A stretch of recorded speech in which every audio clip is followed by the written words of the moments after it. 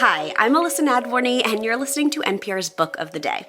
It is one of my favorite times of year, when the NPR Books team is out with the list of the 2026 reads our staff has loved so far. There are hundreds of titles to peruse. I personally recommended my favorite fiction pick. You'll have to go search for it. In a minute, NPR's Chloee Weiner, who produces this Book of the Day podcast, is going to join me to share some of her favorites. We will be right back. This message comes from Capital One Commercial Bank. Your business requires commercial banking solutions that prioritize your long-term success. With Capital One, get a full suite of financial products and services tailored to meet your needs today and goals for tomorrow. Learn more at CapitalOne.com/commercial. Member FDIC. This message comes from NPR sponsor Carvana. Carvana makes car buying easy. 100% online, prices down to the penny, delivered to your door. Why make car buying hard when it could be easy? Visit Carvana.com today. Terms may apply. Chloee, hi. It is so fun to have you on this side of the microphone. Hi, Elissa. I'm very happy to be here. Okay, so let us start first maybe with romance novels. Yeah, our colleagues have been really into romance in the first half of this year. Yep. One book they recommended is called Enemies to Lovers by Alicia Rai. This one is kind of an adventure rom-com. It's about an unlikely duo, this guy Krish, who's an upstanding citizen, and a woman named Sejal, who makes a living conning bad men. They team up to solve a crime, and that plays out over a cross-country road trip. Okay, that sounds excellent. There's also The Missed Connection by Tia Williams. Williams is a big contemporary romance author, as I'm sure a lot of our listeners know. She wrote 7 Days in June a few years ago, which was super popular. Yes, I actually read that, and I loved it. I think I finished it in like one night. Oh yeah? Have you read her other books too? No, that's the only one. It sounds like I have a good back catalog and a new one. Yeah, the new one is about a woman named Sasha who falls for her seatmate on a plane. And of course, they don't exchange any contact information, kind of a classic setup. So she enlists the help of a detective she knows, and this turns into another kind of romance adventure story. Okay, so two good romances. Mm-hmm. Chloee, what about some other kind of like more like straight up fiction? Sure. I think this one does have some romantic themes, but something I want to read is this novel, Last Night in Brooklyn by Xochitl Gonzalez. This book has gotten a fair bit of buzz, so some of our listeners might know it, but it's set in Fort Greene, Brooklyn during a sticky hot summer, and it's been talked about as a kind of modern update to The Great Gatsby. Oh. But there's gentrification and shifting dynamics in the protagonist's neighborhood, but also parties and this very glamorous neighbor. I'm interested in it because I know a lot of people like to escape when they read, especially during the summer. But lately, I've been liking books that are very much about what I'm doing in that exact moment. Like if I'm on vacation somewhere, I want to read about that place. And this summer, I'm mostly sticking around Brooklyn. So that's where I want my books to be, too. Okay, this is a personal one for you, Chloee, then. I like that. Yeah, it's personal. I don't know if other listeners can relate to it. Okay, well, the two books that I would recommend that are fiction on this list are both set in places I want to be. So I'm going to go the exact opposite of you, which is like I want to be in Maine or France. Nice. Let's hear it. Okay, so the first is Dear Monica Lewinsky. And I talked with the author, Julia Langbein, for Weekend Edition, and we actually put that episode on the pod. Right. It's about a college student in 1998 who goes on this study abroad program surveying medieval French churches. And she has this kind of inappropriate or, I don't know, a little bit scandalous relationship with one of her professors. And it's all about like desire and point of view. And of course, the title, Dear Monica Lewinsky, is because she ends up kind of like praying to this saint of Monica Lewinsky, who of course had a more public scandalous relationship. Yeah. Fascinating. I like that Monica Lewinsky has had kind of a redemptive moment in our culture. Totally. What was the other one? The other one is called The Shampoo Effect.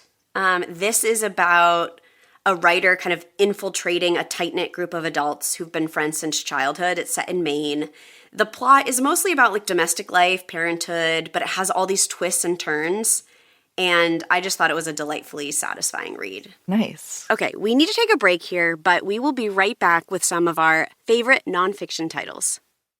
This message comes from Capital One Commercial Bank. Your business requires commercial banking solutions that prioritize your long-term success. With Capital One, get a full suite of financial products and services tailored to meet your needs today and goals for tomorrow. Learn more at CapitalOne.com/commercial. Member FDIC.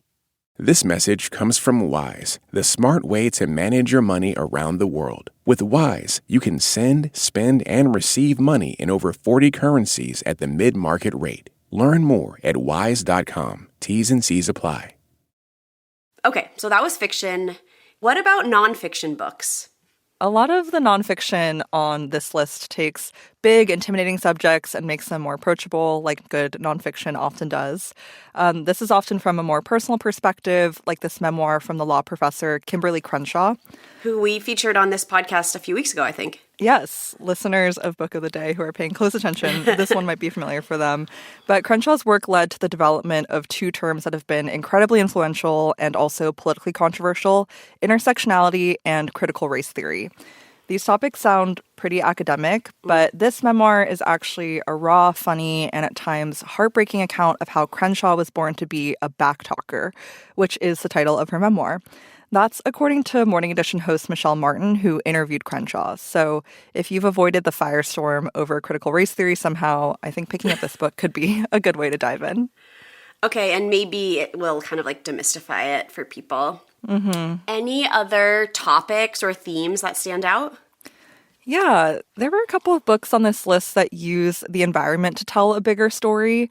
One is called When It's Darkness on the Delta by Ralph Eubanks. It's a book about the Mississippi Delta, which has some of the richest soil in the United States, which I didn't know, but it remains one of the poorest parts of the country. So Eubanks looks at the history of the region through its landscape, which once held a lot of promise for Black farmers, and he thinks about what it would take to break free from the Delta's history as a plantation economy.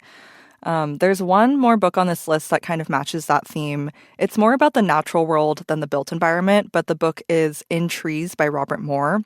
And like it sounds, Moor looks at what humans can learn from trees, kind of from a philosophical point of view. Honestly, Chloe, like all my friends have been talking about this book. Oh, nice. Just like how smart trees are, that they can communicate with each other.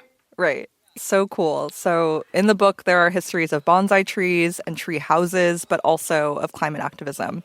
It's a neat blend of philosophy, history, and science, as your friends have found out.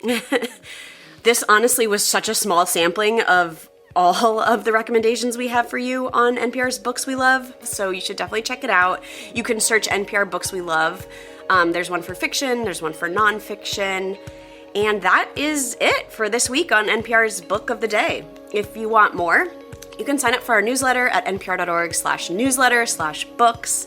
I'm Elissa Nadworny. The podcast is produced by Chloee Weiner, who was on today, and edited by Megan Sullivan. Our founding editor is Petra Mayer.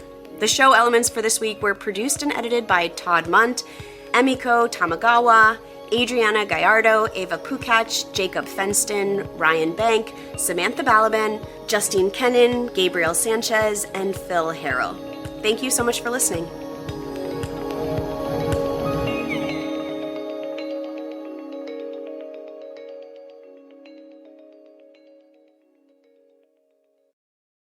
This message comes from Capella University. That spark you feel? That's your drive for more. Capella University's FlexPath learning format lets you earn your degree at your pace without putting life on pause. Learn more at capella.edu.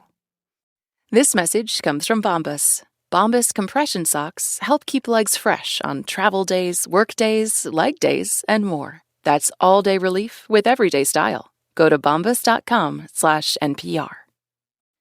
This message comes from Prolon. Want to look and feel your best this spring? Prolon's 5-day fasting mimicking diet is a clinically developed nutrition program with the goal of promoting fat loss while protecting lean body mass.